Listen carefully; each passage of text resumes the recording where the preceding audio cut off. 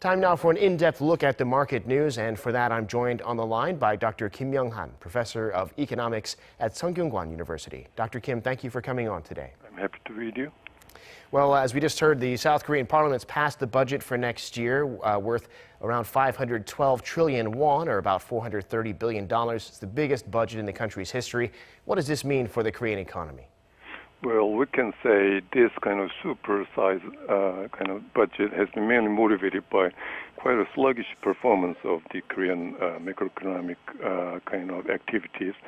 And as the latest kind of statistics says, the economic growth rate this year seems to fall below 2%, almost near to 1.8%. That is the kind of lowest economic growth rate in Asia except Japan.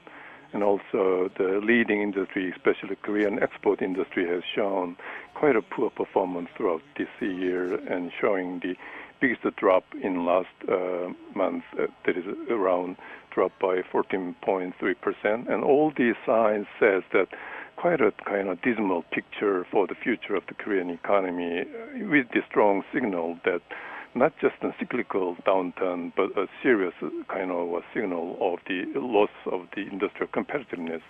So in that context, I think that the government actions and decision to increase the government expenditure, mainly to boost up the industrial competitiveness itself, might be a correct, is going in a correct directions. But also, there is an increasing concerns and criticism that this super-size budget is highly kind of unorganized in terms of the massive part of the just one-shot government expenditure in the kind of unorganized welfare kind of ends. So in that context, I think the government should be more organized and strategic in terms of the actual kind of implementation of this super kind of size kind of budget, especially focusing on recovering industrial competitiveness of the major export industry and also new industry related to 5G industries. Right. Well, Dr. Kim, on Christmas Eve, to switch gears here, there'll be a three-way summit between China, South Korea, and Japan. It's not clear yet whether there'll be bilateral meetings as well, but do you think this summit could lead to better external conditions for Korea's economy? Yes, definitely, although we cannot expect a real material kind of agreement outcome just from this coming Trilateral summit, but still it is quite an important ice-breaking kind of phase after such a long and really intense kind of conflict and tension, especially between South Korea and Japan, and also, say, with China.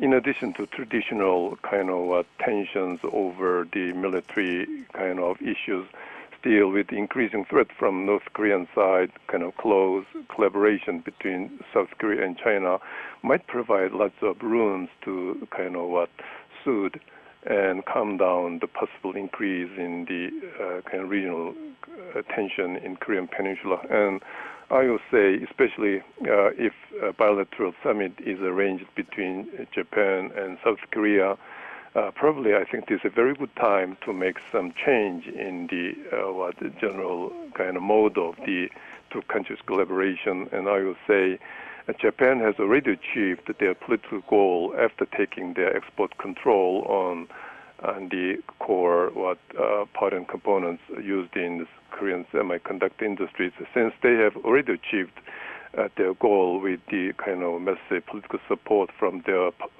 kind of voters.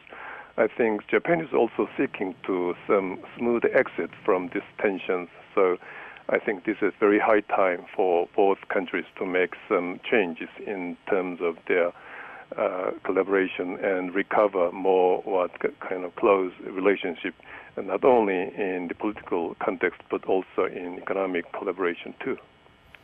All right, one last question. The Federal Reserve is holding this month's regular meeting of the Federal Open Market Committee, the last one of the year. What do you see coming out of this meeting? Well, so when we consider the current interest rate, I think there is little room for them to make further kind of cut in the federal rate. But still, there is increasing concerns about this kind of uncertainties and kind of increasing volatilities especially in international economic environment, mainly caused by the Donald Trump's kind of unpredictable actions, especially increasing the tension in international trade relationship.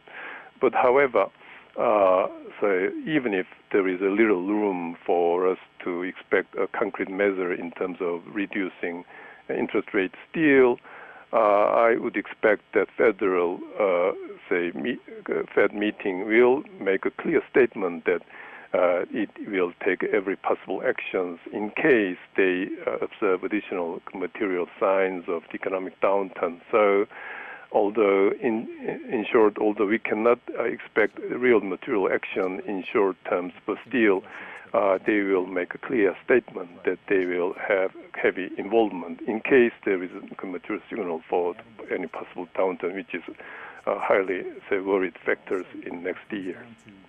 We'll be watching that closely for sure. All right, Dr. Kim, we'll have to leave it there for today. Thanks so much for joining us. Thank you.